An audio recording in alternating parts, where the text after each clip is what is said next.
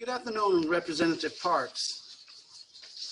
And I'd like to thank you for, choosing to come and talk to the Democratic Party and all the folks that are going to be listening to this broadcast to hear you talk about your campaign issues and what you're willing to do for the people of District 12 and also for the people of South Carolina.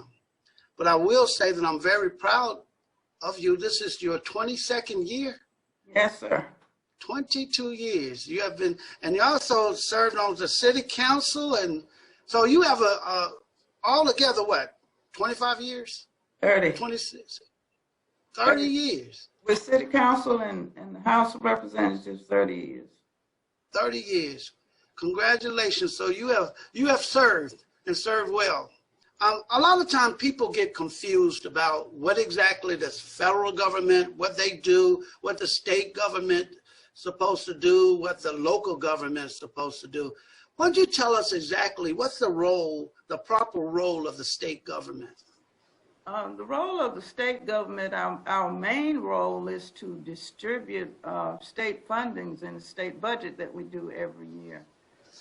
There are funds that come to us as a state from the federal, which is those folks in Washington.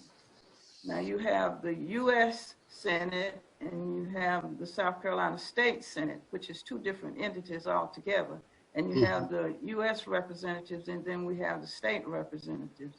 The state representative is what I represent, and basically what we do, people want to know what we do. We make laws to try to pass law, and when you begin a law, it has a long road to go when you introduce it and present it on the desk. It then has to go to a committee, then it has to go to a subcommittee, back to the full committee, and then it debated on the House floor. If it passes the House side, it then has to go through the same process on the Senate side before it can go to the governor's desk to be signed into law. So it's a long process getting something to be law, and it's not an overnight process like some people may think that it is, but it's not.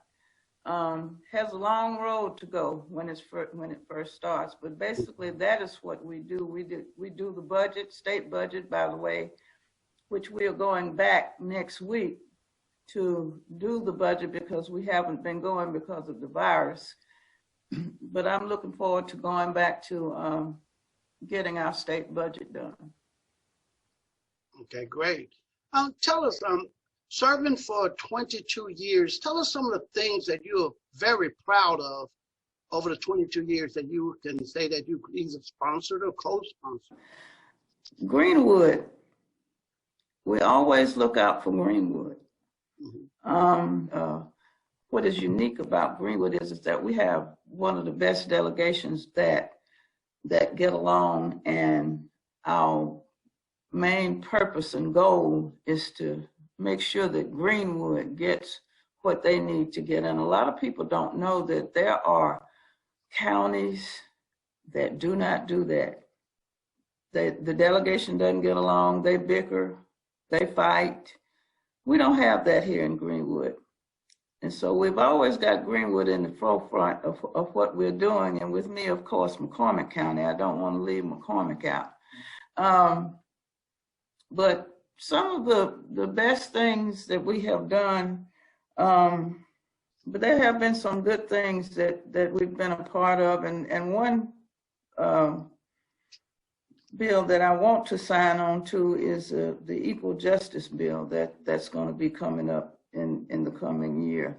And I want to sign on to that because I think we need to have equal justice for everyone.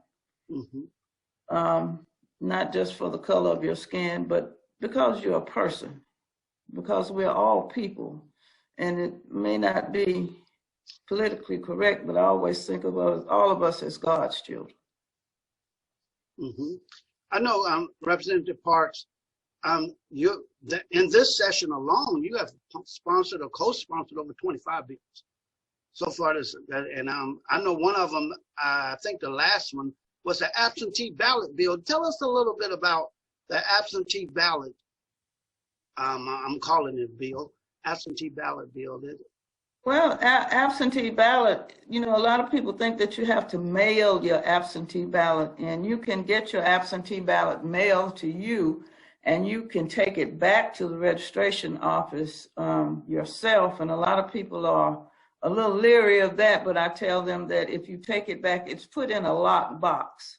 Mm-hmm. It's not that you just hand it to somebody, it's put in a locked box. So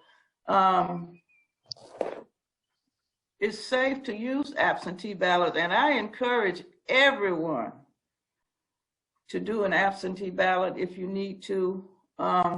As I always tell people, there is no reason on this earth whatsoever for you not to vote. It is too convenient for you to vote. If you can't go to the polls, you can call them now. They will send your ballot to you.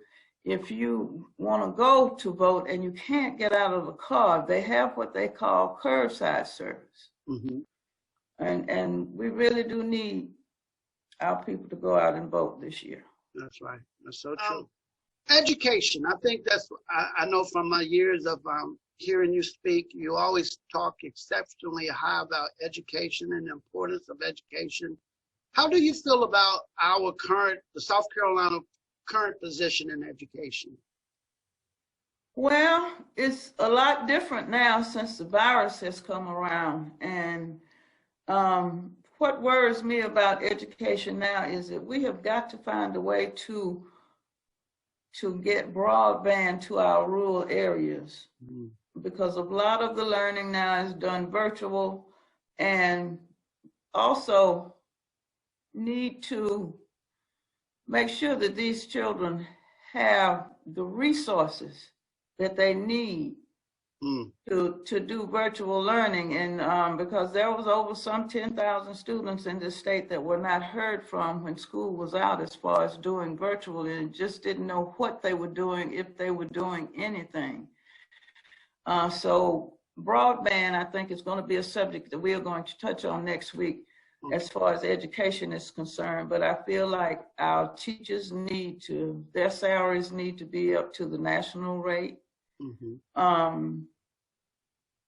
And now with the pandemic, we have always had overcrowded classrooms, but we can no longer do that anymore. So those are some of the things that I'm concerned because, and I appreciate the job that the teachers do, because a lot of people don't think about it like this, but they handle our most precious commodity, which is our children.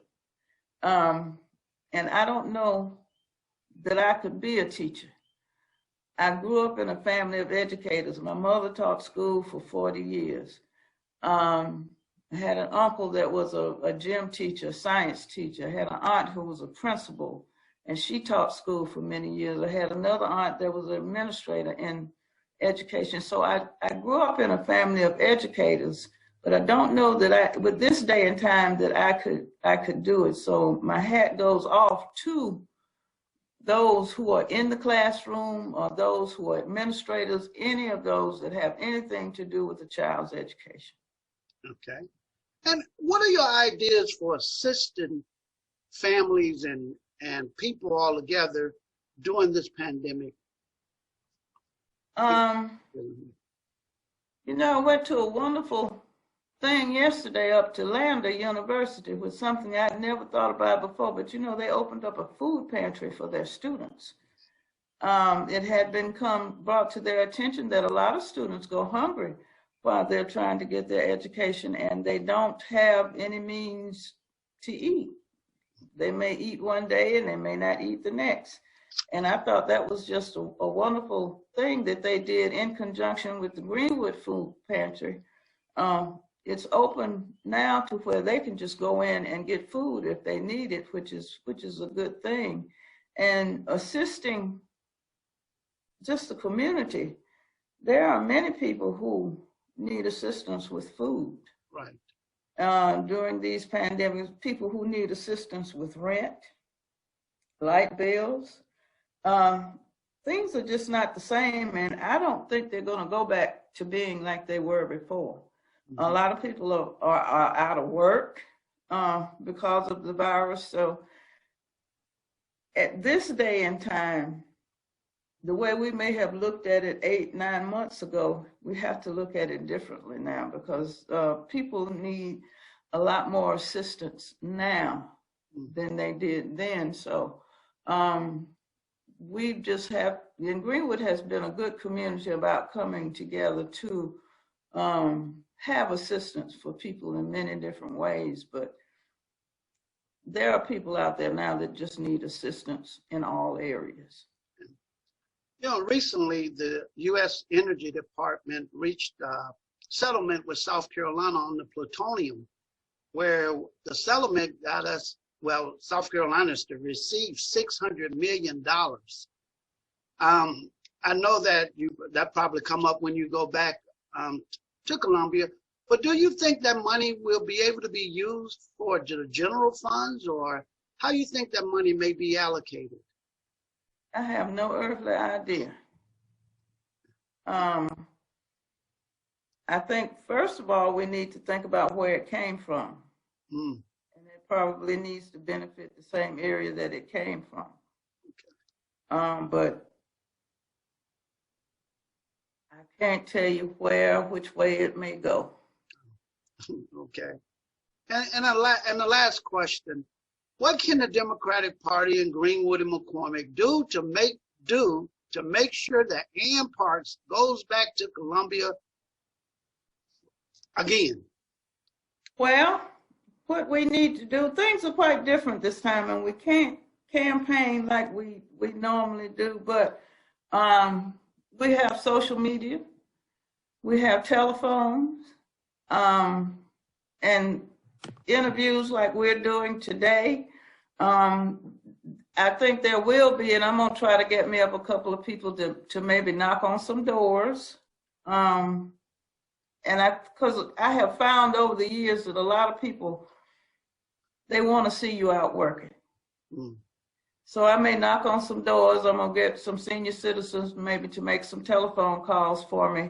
But most of it has to be done virtually. We cannot gather as we are used to doing. Right. It's not safe.